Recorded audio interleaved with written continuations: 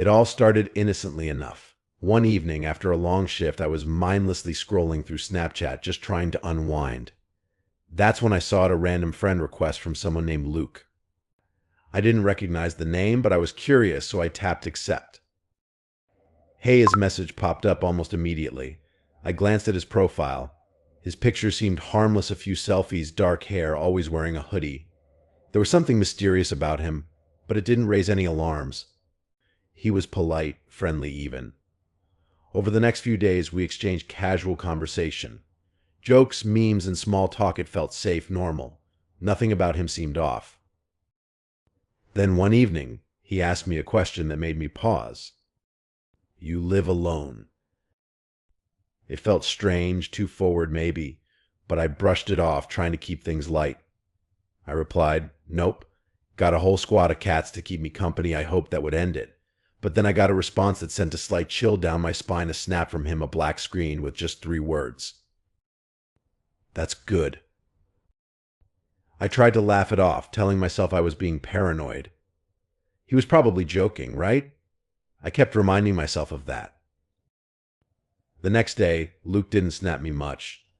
No more jokes, no funny pictures, just silence. I thought maybe he'd lost interest or got busy. Honestly, I didn't mind. I had a weird feeling about that last message. I didn't want to think about it too much.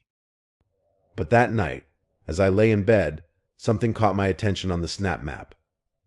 You know the little bitmojis that show where people are? Luke's had moved. Closer. Just a few streets away from where I lived. I stared at my phone, feeling my heart pick up pace. How did he get so close? He'd never mentioned living anywhere near me. I tried to reason with myself. Maybe he was visiting someone. Maybe it was just a coincidence. Then I got a message. "I'm in your neighborhood. Can I come by?" My stomach twisted. How did he know where I lived? I hadn't told him. I hadn't shared my address or anything personal like that. Panic started to set in. I didn't reply. I turned my phone face down, hoping that ignoring him would make this all go away. And then it came. A knock at my front door. It was soft at first, barely audible. But then there was another knock, louder, more insistent. I moved to the window, cautiously peeking through the curtain, and there he was. A man in a hoodie, standing under the dim glow of the street lamp, just staring at my front door. I couldn't see his face clearly, but I knew. It was Luke. My breath caught in my throat.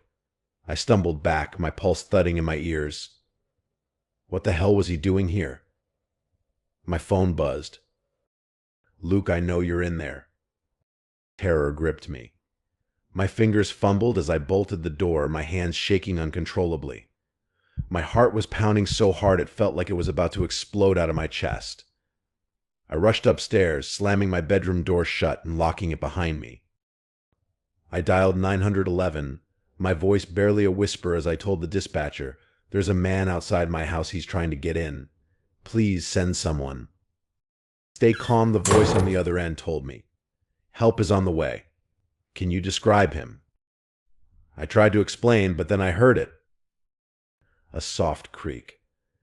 The front door. It was open. I gasped, choking on the air. He was inside my house. I whispered into the phone, "Oh my God, he's in. He's in the house." "Lock yourself in a room. Stay on the line with me. Officers are en route." I felt faint.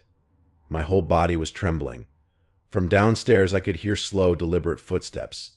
They were getting closer, climbing the stairs. The doorknob rattled.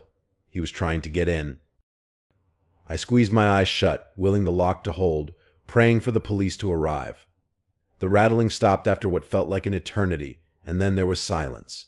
No footsteps. No movement. Nothing. Minutes passed. It felt like hours.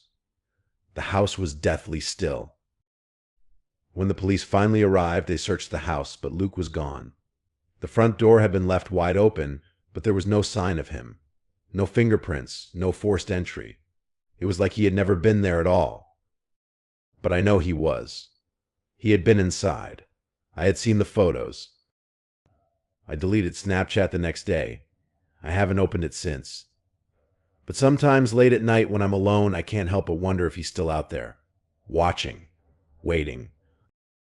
And I know I'll never be able to shake the feeling that one day he'll come back,